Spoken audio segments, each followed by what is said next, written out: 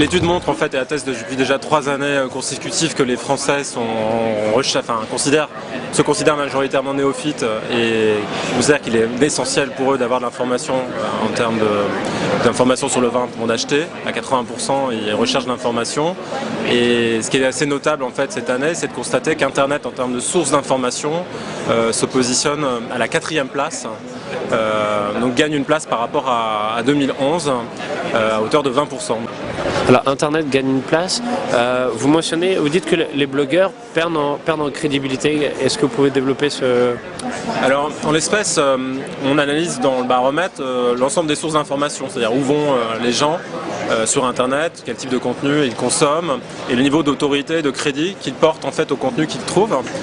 Ils vont sur les sites de producteurs de vin, sur un certain nombre effectivement d'espaces dédiés, en particulier effectivement les blogs. Il est très très intéressant de noter cette année, contrairement peut-être à ce qu'on aurait pu penser, que de façon générale, les Français consomment de plus en plus de contenu blog. On a gagné 10 points jusqu'à 40%. 40% des Français déclarent se rendre sur des blogs, toutes problématiques confondues. Et ils sont en fait très nombreux à consommer des contenus blog sur le sujet gastronomie et vin, c'est-à-dire que si on fait la gastronomie en premier, si on fait la somme de gastronomie et vin, ils sont de loin, c'est de loin le sujet favori des Français. Et quand on regarde ensuite de façon granulaire dans le détail les typologies de blogs que les gens consultent, il y a des blogs de marques, des blogs de professionnels et des blogs d'amateurs. Et on analyse en fait le crédit, l'autorité qu'ils mettent dans les contenus qu'ils trouvent sur chacune de ces sources. Et en effet, on note cette année, alors que le crédit reste stable d'année en année sur les autres sources, que s'agissant des blogs d'amateurs, les Français mettent un tout petit peu moins d'intérêt. Il y a un déclin en fait en termes de crédibilité sur la source amateur, blog amateur. C'est effectivement une problématique qui fait écho à la nature des contenus que les consommateurs et les Français recherchent en général, et en particulier sur les sites de producteurs ou au sein des espaces de type réseaux sociaux. La dimension conversationnelle, participatif, interactif fait partie effectivement des critères importants que les Français expriment en termes de sujets d'intérêt pour eux, notamment la consultation des sites de producteurs. L'accès en fait au contact et à l'échange avec le producteur est quelque chose d'important pour les Français en général. L'accès à des contenus vidéo, interactifs, immersifs également. Et on note effectivement de façon assez large que cette idée en fait de l'immersif, du participatif prend de plus en plus en fait d'ampleur. Il y a un effet en fait finalement qui est assez mécanique et qui tient effectivement à la pénétration du smartphone en termes d'usage qui est de plus en plus important et qui va encore plus vite en fait que Internet auparavant, c'est-à-dire que ça va 2 ou 3 fois plus vite en termes d'usage. On est aujourd'hui à 40% des Français qui sont détenteurs d'un smartphone.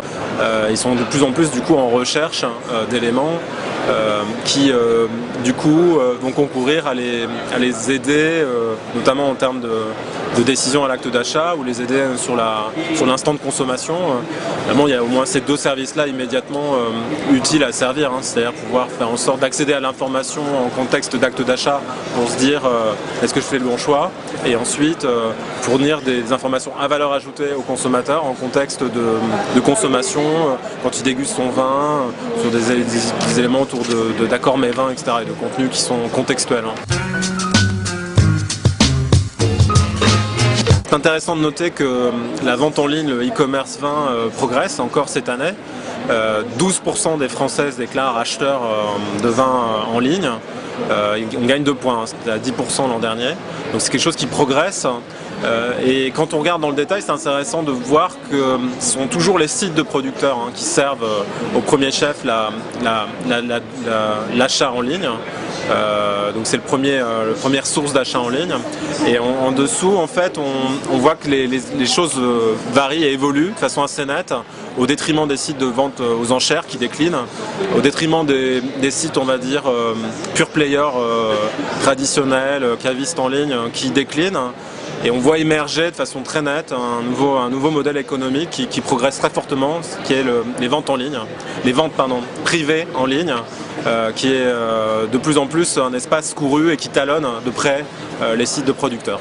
Et est-ce que vous avez une explication sur ce phénomène? On a effectivement des éléments d'information. Enfin, je pense que de toute façon le modèle des ventes privées est un peu un business case qui drive les acteurs, enfin qui fait rêver dans tous les cas. Donc à concourir au fait qu'il y a des services, enfin, des sites qui sont positionnés uniquement dans ce modèle-là. Et il y en a déjà un certain nombre. Et au-delà de ça, quand on regarde dans le détail des critères de choix, ce que recherchent les gens dans leur rapport à l'achat en ligne, en termes de type de sujet, il y a quand même essentiellement des points qui sont en rapport au prix. Donc les gens, effectivement, cherchent des bonnes affaires, cherchent des promotions, et je dirais ça fait partie un peu de façon consistentielle de la promesse du modèle des ventes privées que d'avoir des prix assez discountés. Merci beaucoup Sylvain. Avec plaisir, merci.